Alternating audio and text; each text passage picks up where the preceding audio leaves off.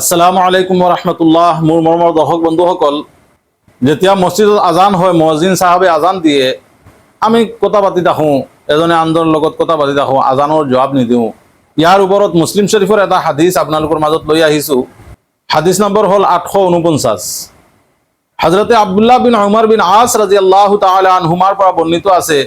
তেওঁ কয় যে আল্লাহৰ নবী মুহাম্মদুৰ ৰাসূলুল্লাহ সাল্লাল্লাহু আলাইহি ওয়াসাল্লামে ইৰশাদ কৰিছে, যেতিয়া তুমি আজান শুনিবা, মুয়াজ্জিন সাহেবে আজান দি আছে, যেতিয়া মুয়াজ্জিন সাহেবে আজান দি আছে আৰু তুমি শুনিবা, মুয়াজ্জিন সাহেবৰ আজানৰ লগত তুমিও সেই যিখিনি মুয়াজ্জিন সাহেবে কৈ আছে সেইখিনি তুমিও কোৱা।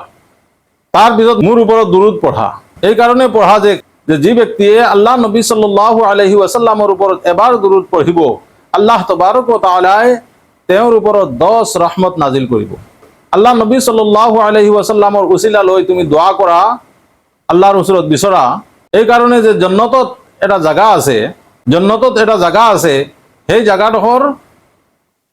জায়গাডোখৰ আল্লাহৰ বন্দাসকলৰ ভিতৰত এজনেই হাসিল কৰিব, এজনেই পাব।